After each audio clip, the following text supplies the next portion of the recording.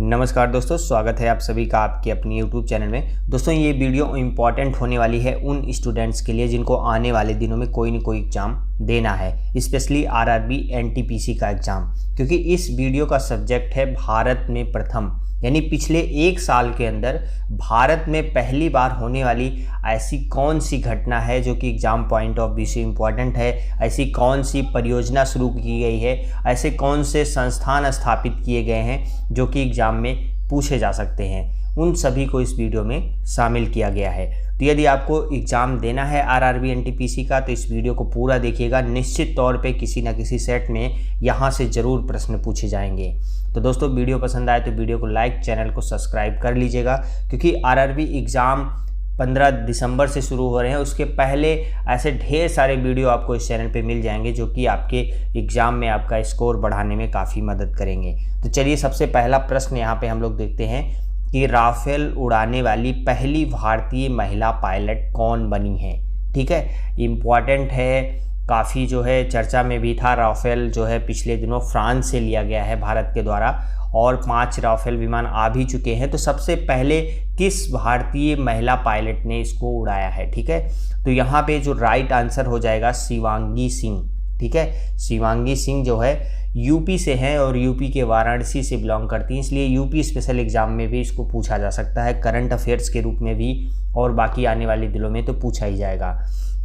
तो यहाँ पे दोस्तों 3 प्रश्न बनते हैं। सबसे पहले राफेल उड़ाने वाली भारतीय महिला शिवांगी सिंह, और यदि पूछा जाता है कि सबसे पहले जो है राफेल उड़ाने वाले भारतीय कौन हैं, तो ये है हिलाल अहमद जो कि जम्मू कश्मीर से बिलोंग करते हैं, जो कि राफेल को फ्रांस से लेके इंडिया तक आए थे। ठीक है, तो ये हिलाल अहमद हैं पहली भारतीय महिला पायलट हो जाएंगी शिवांगी सिंह। लेकिन यहाँ पे एक प्रश्न और पूछा जा सकता है दोस्तों कि यदि आपसे पूछा जाता है कि पहली लड़ाकू विमान उड़ाने वाली भारतीय महिला पायलट होंगी कौन है, तो वो है अवनी चतुर्वेदी, जो कि पहला ऑप्शन हमने यहाँ पे रखा है।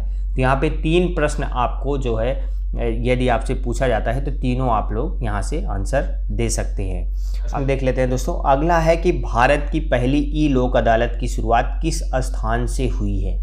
ठीक है, सभी को पता है दोस्तों कि कोविड-19 के दौरान छत्तीसगढ़ में ई लोक अदालत का आयोजन पहली बार किया गया था। लेकिन छत्तीसगढ़ के किस जिले से, किस स्थान से जो है इसकी शुरुआत हुई, यदि आपसे ये प्रश्न पूछता है तो आप ऑप्शन में ये 4 जो है जिले देख रहे हैं छत्तीसगढ़ का, इसमें कौन सा सही है। इसमें राइट आंसर हो जाएगा बिलासपुर। ठीक है, तो दोस्तों यदि आपको इन प्रश्नों के आंसर आ भी रहे हैं तो आप अपना आकलन कर सकते हैं, इसलिए यहाँ पे मल्टीपल चॉइस जो है क्वेश्चंस को रखा गया है कि आप अपना आकलन भी कर सकें। ठीक है, तो आप आंसर जरूर दीजिएगा और वीडियो पसंद आए तो वीडियो को लाइक और चैनल को सब्सक्राइब कर लीजिएगा। तो यहाँ पे राइट आंसर है बिलासपुर। ठीक है, बिलासपुर से जो है पहली ई लोक अदालत की शुरुआत की गई थी। लेकिन यहाँ पे यदि एक प्रश्न आपसे पूछा जाए दोस्तों, क्योंकि आरआरबी एनटीपीसी का इतिहास रहा है कि वो ज़रूर ऐसे प्रश्न पूछ लेता है जो नॉर्मली आपको बुक में कहीं खोजने पे नहीं मिलते हैं। ठीक है, तो यदि पूछ लेता है कि सबसे पहले ई लोक अदालत का आयोजन भारत के किस राज्य में किया गया था, तो छत्तीसगढ़। लेकिन यदि पूछता है कि सबसे पहला लोक अदालत का आयोजन, ई जो है हटा देता है, सबसे पहले लोक अदालत कहाँ पे आयोजित की गई थी, तो राइट आंसर होगा गुजरात। ठीक है, कहीं नोट कर लीजिएगा, गुजरात में 1982 ईस्वी में पहली लोक अदालत की शुरुआत की गई थी। और यहाँ पे एक चीज़ और नोट करिएगा कि लोक अदालत की स्थापना का जो विचार आया था वो आया था सबसे पहले श्रेय जिसको दिया जाता है भारत के पूर्व मुख्य न्यायाधीश PN भगवती को।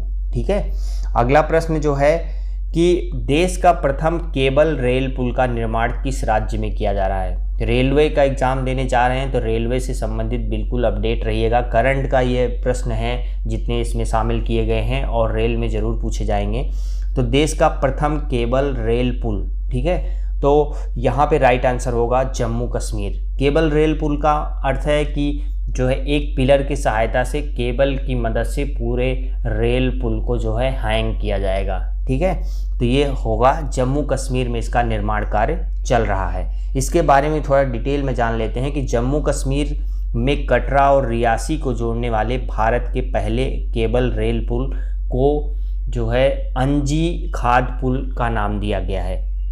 यहाँ से कई प्रश्न बन सकते हैं किन दो स्थानों को जोड़ेगा ये रेल पुल? तो कटरा और रियासी को जोड़ेगा। और इसका नाम क्या है? अंजी खाद पुल जो है इसका नाम रखा गया है। और इसका निर्माण कौन कर रहा है? तो कोंकण रेलवे कॉरपोरेशन लिमिटेड जो है इसका निर्माण कार्य कर रहा है, जिसका मुख्यालय मुंबई में है।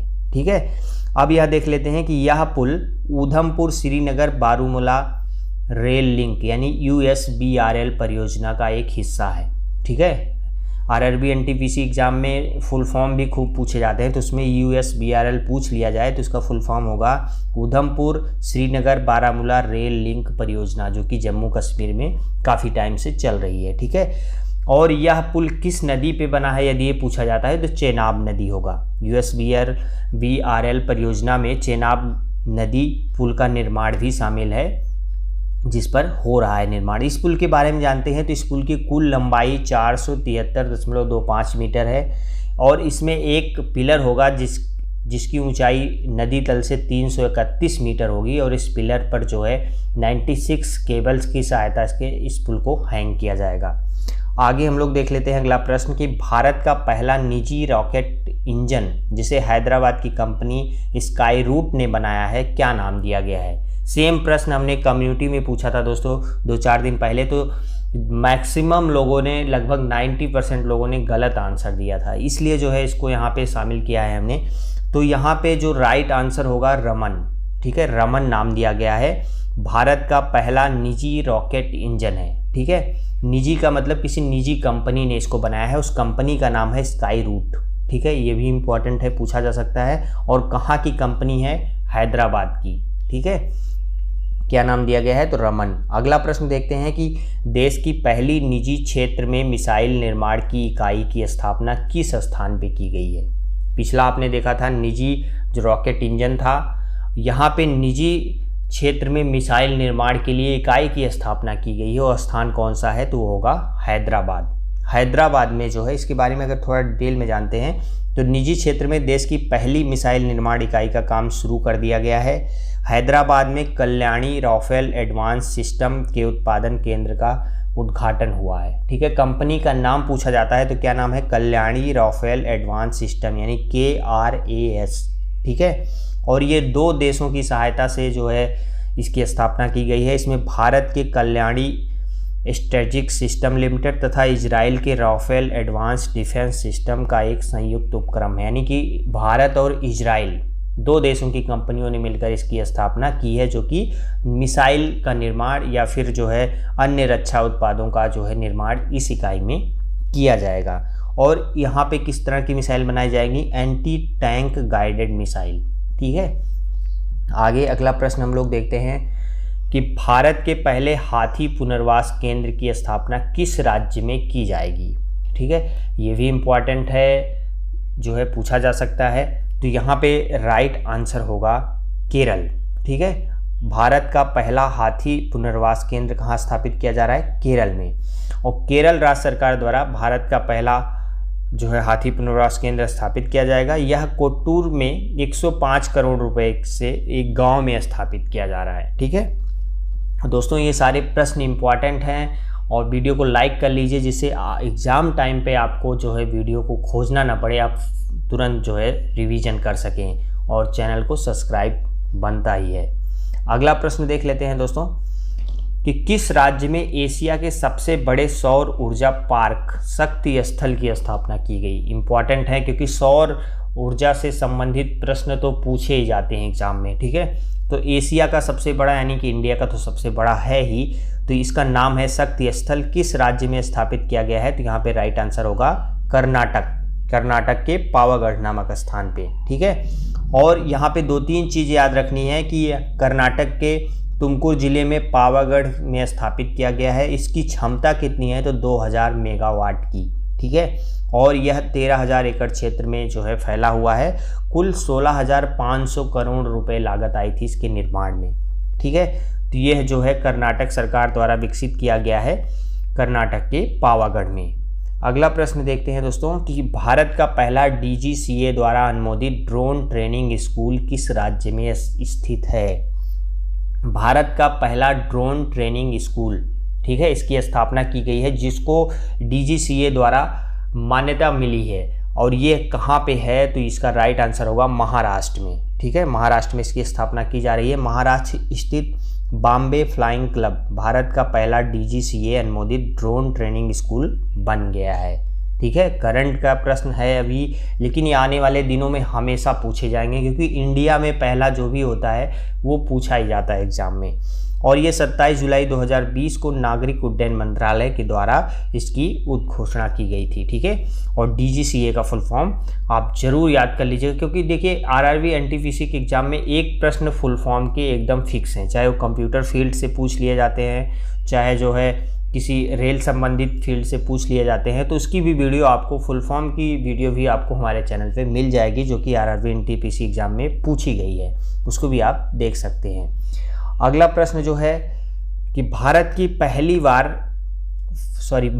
पहली व्यापार माला एक्सप्रेस ट्रेन किन स्थानों के मध्य चली। अभी चली थी पहली किसान रेल, जिसको सभी ने रट डाला कि जो है पहली किसान रेल कहाँ चली, महाराष्ट्र के देवलाली से बिहार के दानापुर। ठीक है, पहली किसान रेल चली थी। लेकिन ये अगर पूछ लेता है पहली व्यापार माला एक्सप्रेस ट्रेन किन स्थानों के मध्य चली, तो यहाँ पे राइट आंसर क्या होगा, राइट आंसर होगा किशनगंज से Jirania. Last option, fourth option सही है। किशनगंज यानी नई दिल्ली में है किशनगंज, और जिरानिया है त्रिपुरा में। ठीक है, तो नई दिल्ली से त्रिपुरा ऑप्शन में मिल सकता है, या फिर किशनगंज से जिरानिया।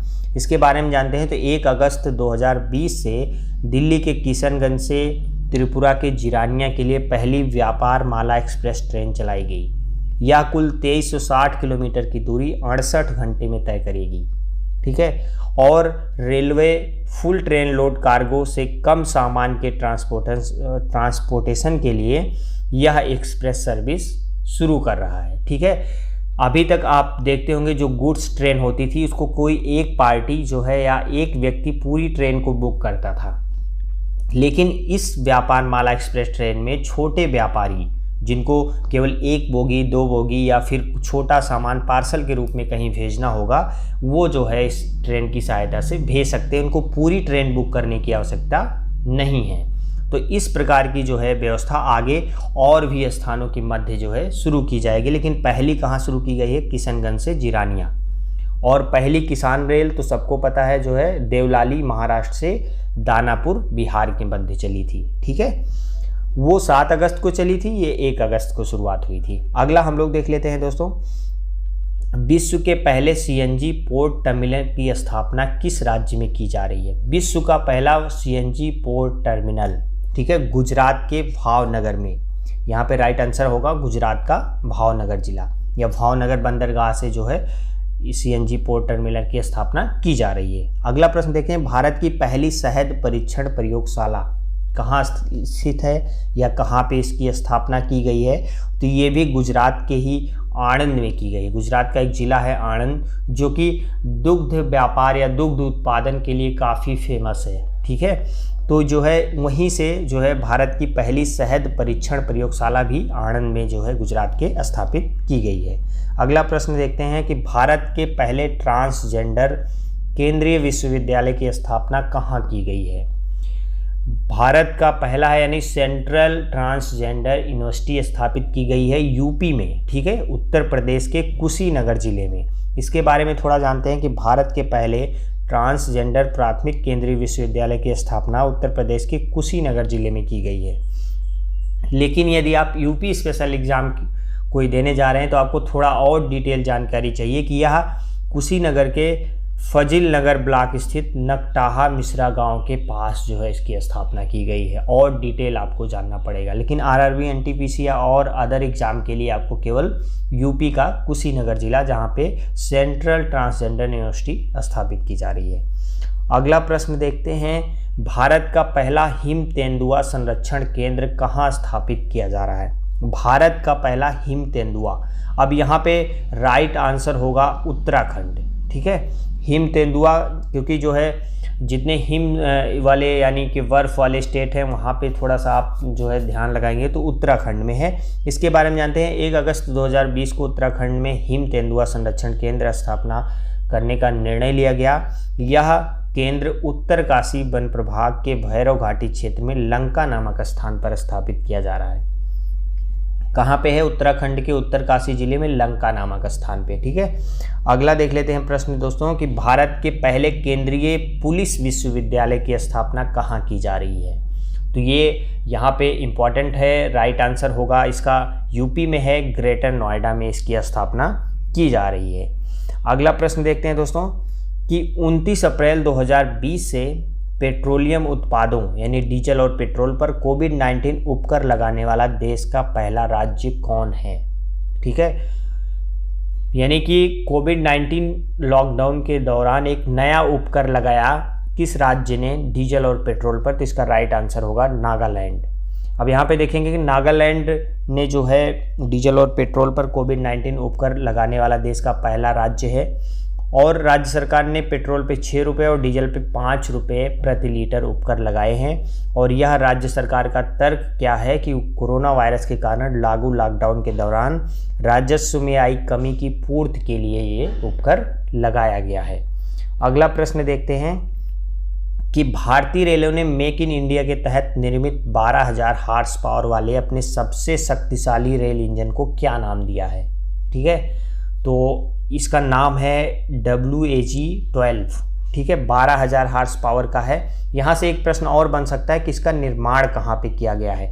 तो ये बिहार स्थित माधेपुरा इलेक्ट्रिक लोकोमोटिव में इसका निर्माण किया गया है और इसका पहली बार जो है संचालन पंडित दीनदयाल उपाध्याय रेलवे जंक्शन से बरवाडीह के बीच में किया गया था। और WAG का यदि फुल फॉर्म आपको जो है जानना है तो ये है वाइड AC इलेक्ट्रिक गुड्स। ठीक है, इसका फुल फॉर्म होता है। तो दोस्तों इतने इम्पॉर्टेंट प्रश्न थे जो कि आपके एग्जाम्स के लिए इम्पॉर्टेंट है, पूछे जा सकते हैं। उम्मीद करते हैं आपको ये वीडियो पसंद आई होगी। वीडियो पसंद आई हो तो लाइक, शेयर और चैनल को ज़रूर सब्सक्राइब कीजिए।